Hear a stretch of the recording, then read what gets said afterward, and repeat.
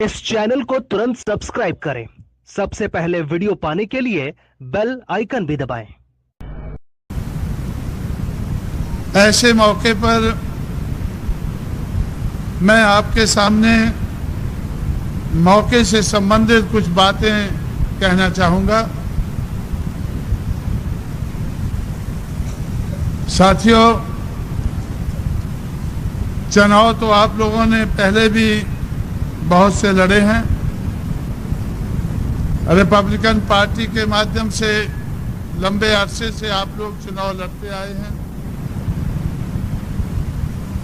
और किस लिए आप लोग चुनाव लड़ते हैं ये भी आप लोगों को जानकारी है।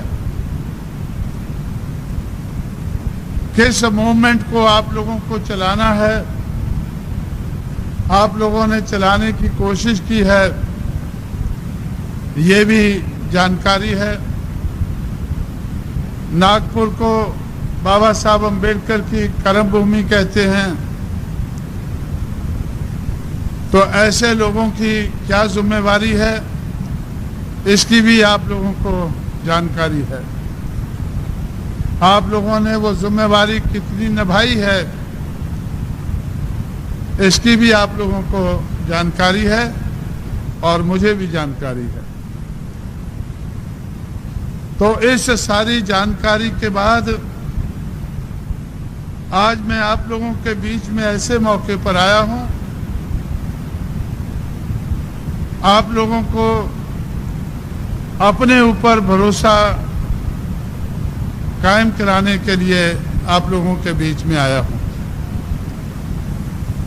आप लोग जानकार लोग हैं, हर प्रकार से जानकार लोग हैं, लेकिन जानते हुए भी अपनी जिम्मेवारी को आज तक उस पैमाने पर नहीं निभा पाए हैं जिस पैमाने पर निभाना चाहिए था।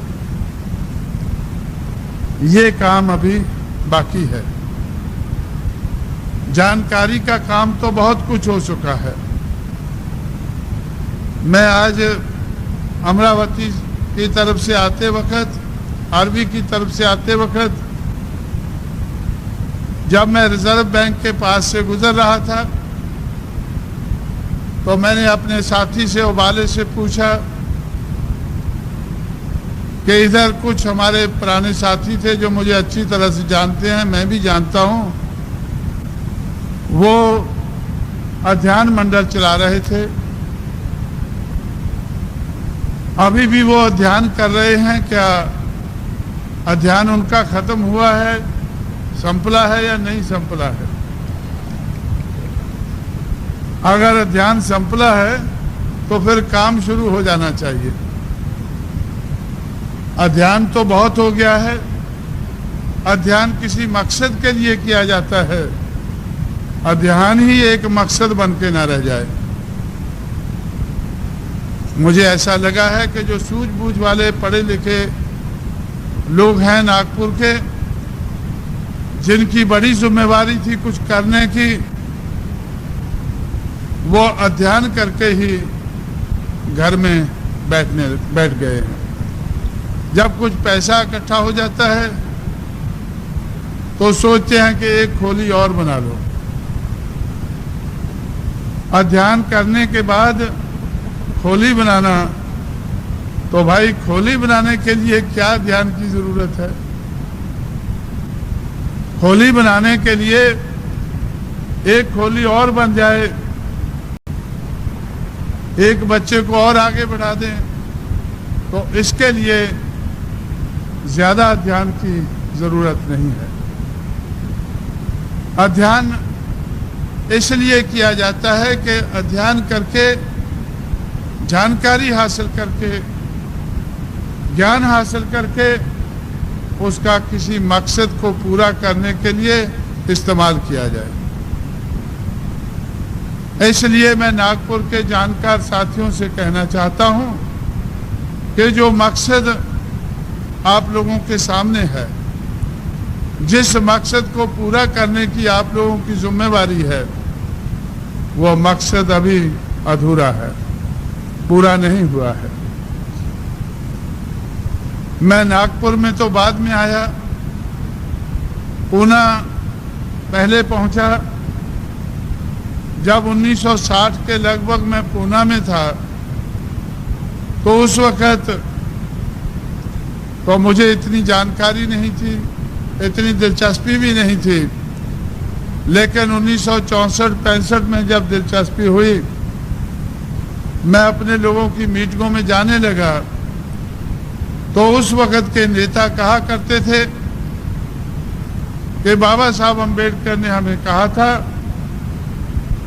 कि जाओ अपनी दीवारों पर लिख लो कि हमें इस देश की शासित कर्ता जमात बनना है। जाओ अपनी दीवारों पर लिख लो, हमें इस देश की शासित कर्ता जमात बनना है। मुझे बहुत अच्छा लगता था।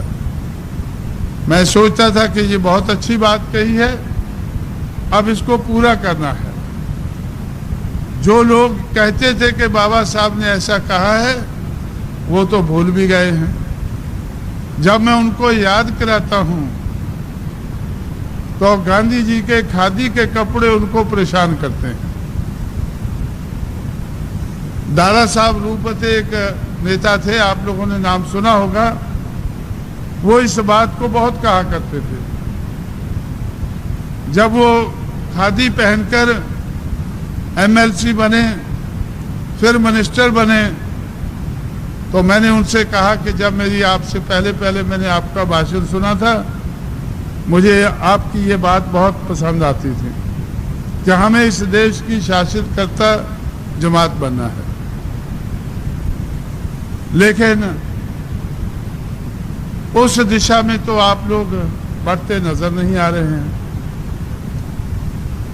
उस दिशा में आप बढ़ते नजर नहीं आ रहे हैं। आप तो कांग्रेस के पीछे खड़े हो गए हैं, कांग्रेस के पिछलग्गू बन गए हैं।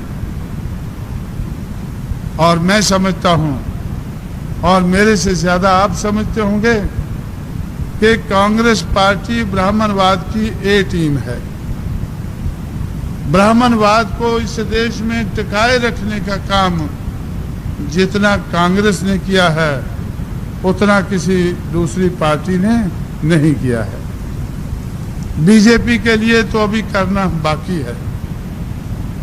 कांग्रेस ने गांधी जी की देखरेख में ब्राह्मणवाद को टिकाए रखने के लिए जितना बड़ा काम किया है, वो उसका ज्ञान मुझे annihilation of caste, what Congress and Gandhi has done to the untouchables of India, ये 2 किताबें पढ़ने से, 2 किताबों का थोड़ा सा ध्यान करने से मुझे बड़े पैमाने पर इस बात का एहसास हुआ कि कांग्रेस ब्राह्मणवाद की ए टीम है, Bharatiya Janata party B team है। भारतीय जनता पार्टी को कांग्रेस के मुकाबले का ब्राह्मणवाद को टिकाए रखने का काम करने की अभी बहुत जरूरत है। आज तक जो ब्राह्मणवाद को टिकाया है, गैर बराबरी को इस देश में टिकाया है, तो उसमें कांग्रेस का बहुत बड़ा हाथ रहा है। कांग्रेस के पीछे अगर बाबा साहब अम्बेडकर को मानने वाले लोग खड़े हो जाएं, तो कांग्रेस मजबूत होती है। कांग्रेस के पीछे ये क्यों खड़े होते हैं कि कांग्रेस एक मजबूत पार्टी है। रिपब्लिकन पार्टी, बाबा साहब की पार्टी कमजोर पार्टी थी। कमजोर पार्टी को छोड़कर कांग्रेस के पीछे खड़े हो गए, कांग्रेस और मजबूत हो गई। मेरा ये पहले से विश्वास था। मैं आपके पास इस मौके पर आया हूं, इस विश्वास के साथ आया हूं कि आज आप लोग मेरी बात को मानने लगेंगे। लेकिन मैं बात वही पुरानी कहता हूं। बहुत पहले से मैं कह रहा था कि बहुजन समाज ही इस देश में एक शक्ति है। अगर बहुजन समाज कांग्रेस के पीछे खड़ा हो जाए तो कांग्रेस की शक्ति बनती है और उस शक्ति का इस्तेमाल करके उसकी सरकार बनती है। अगर किसी और पार्टी के पीछे हम लोग खड़े हो जाएं तो उसकी शक्ति बनती है, उसकी सरकार बनती है। लेकिन अगर हम लोग इनके पीछे से हट जाएं, कांग्रेस के पीछे से हट जाएं, अपने पैरों पर खड़े हो जाएं, जितना हम उसके पीछे से हटेंगे उतनी वो पार्टी कमजोर होगी। कांग्रेस पार्टी को कमजोर करना अंबेडकरवादी लोगों का काम होना चाहिए था। वो कैसे कर सकते थे कि अपने लोगों को कांग्रेस के पीछे से हटाते, कांग्रेस कमजोर होती। लेकिन अंबेडकरवाद को चलाने की जिन लोगों की जिम्मेवारी थी, वो लोग दूसरों को कांग्रेस के पीछे से हटाने की बजाय खुद कांग्रेस के पीछे जाकर खड़े हो गए। अपना लालच, अपना स्वार्थ पूरा करने के लिए वो लोग कांग्रेस के पीछे खड़े हो गए।